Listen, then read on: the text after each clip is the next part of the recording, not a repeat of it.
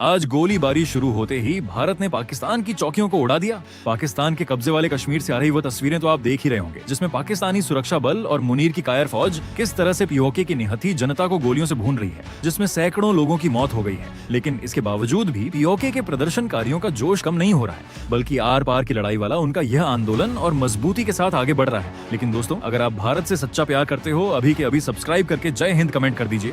अब जब मुनीर और शहबाज इस प्रदर्शन को रोकने में नाकाम साबित हो रहे हैं, तो उन्होंने भारत के बॉर्डर पर नापाक हरकतों को अंजाम देना शुरू कर दिया है।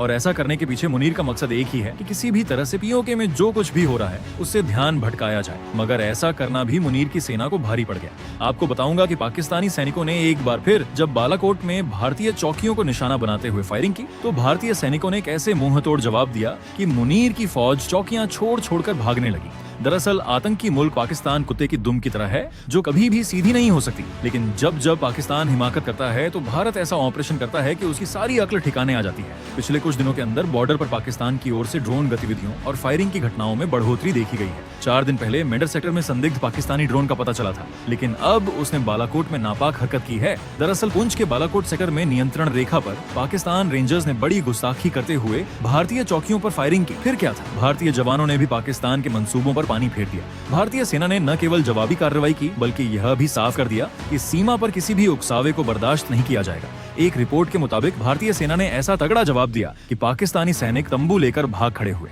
पाकिस्तानी चौकियां धुआं धुआं हो गईं। बालाकोट की इस घटना ने एक बार फिर साबित कर दिया कि नया भारत उकसावे को अनदेखा नहीं करता, बल्कि उसका जवाब निर्णायक तरीके से देता है और देता रहेगा। इसलिए पाकिस्तान को समझना होगा कि भले ही वह पीओके से ध्यान भटकाने के लिए बॉर्डर पर तनाव बढ़ाने की कोशिश कर ले, लेकिन उसकी इन कोशिशों को मिट्टी में मिलाने के लिए भारतीय जवान कड़ी मुस्तैदी के साथ तैयार हैं। और ऑपरेशन सिंदूर इसका हालिया ट्रेलर था। भारतीय सेना ने भी पाकिस्तान को कई बार खुली चुनौती दे दी है कि इस बार अगर पाकिस्तान ने बॉर्डर पर कोई बड़ी गलती की तो उसे इतिहास और भूगोल से मिटा दिया जाएगा। इसलिए पाकिस्तान को तय करना है कि उसे इतिहास और भूगोल में रहना है या फिर कब्र